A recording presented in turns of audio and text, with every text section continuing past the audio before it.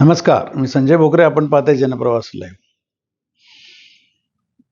भारतीय जनता पक्षाचे दिल्लीश्वर म्हणजे दिल्लीतले नेते यांनी महाराष्ट्रातल्या मंत्रिमंडळ फेरबदल, राजकीय काही फेरबदल, पक्षातले फेरबदल भारतीय जनता पक्षापुरतं हे बरंच मनावर घेतलेलं दिसतंय अशी न्यूज आहे.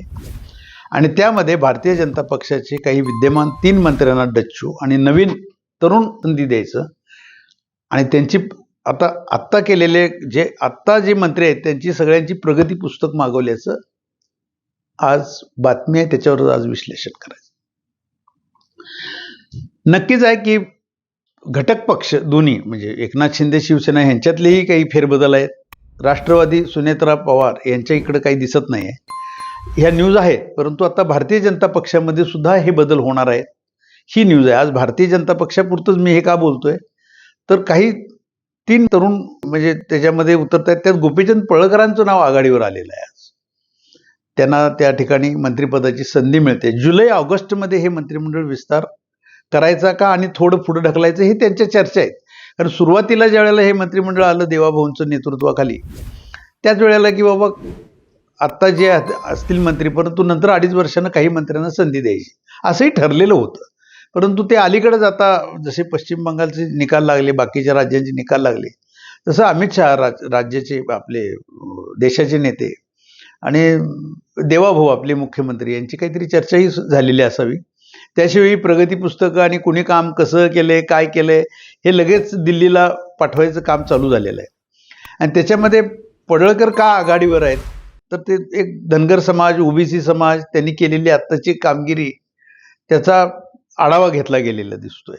अशाच पद्धतीनं काही मग विदर्भ असेल, मराठवाडा असेल, खानदेश असेल ह्याच्यातलेही काही जणांचं दिसतंय. पश्चिम महाराष्ट्रातनं गोपीचंद पळळकरांचं एक नाव दिसतंय. कारण त्यांनी जिल्हा परिषद असेल, आधीच्या निवडणुका असतील, त्याच्यानंतरच्या झालेल्या निवडणुका असतील हे बघतोय ना, तर त्याच्यामध्ये त्यांनी जे धनगर समाज आणि ओबीसी समाजामध्ये भारतीय जनता पक्ष रुजवायला जी मोठी मदत केलेली आहे भारतीय जनता पक्षाचं त्याचा कॉग्निझन्स घेतलेला दिसावा. त्यामुळे त्यांची वर्णी ही आत्ता जुलैमध्येच लागेल किंवा ऑगस्टमध्ये लागेल अशी परिस्थिती आहे. परंतु ज्या मंत्र्यांना डच्चू मिळणार आहे त्यांना सुद्धा असा डच्चू कामासाठी दिलाय की आणि कशासाठी दिलाय असा आरोप न ठेवता त्यांना पक्षात मोठी जबाबदारी दिली जाणार आहे. त्यांना भारतीय जनता पक्षामध्ये चांगल्या पद्धतीची एक जबाबदारी देऊन त्यांचं मनाचं समाधान करून नव्यानं संधी दिली जाणार आहे अशी ही बातमी आलेली आहे. कारण सुरुवातीला असं म्हणत होते की भारतीय जनता पक्षामध्ये जैसे ते ठेवतील, परंतु तशी अवस्था नाही. आणि आता पडळकरांना तर संधी नक्की मिळेल. आणि कुणाला 2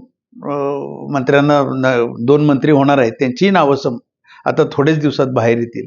आपण पाहूया काय काय होतंय. पण राजकारण जोरात चाललंय. एकनाथ शिंदेंच्यात मात्र जे होणार आहे ते मग शिरसाट असतील आणि काय असतील त्यांना डच्चू द्यायचं ते कायम बातम्या ऐकतोय. परंतु 3 न्यूज आली तरी सुद्धा आपण त्याच्यावर विश्लेषण करणारच आहोत. आज भारतीय जनता पक्षामध्ये मात्र फेरबदल व्हायचा जोर धरलेला दिसतोय. अमित शहांच्याकडे ही लवकरच लिस्ट जाण्याची शक्यता आहे. आज इथंच थांबू, उद्या पुढच्या भागात.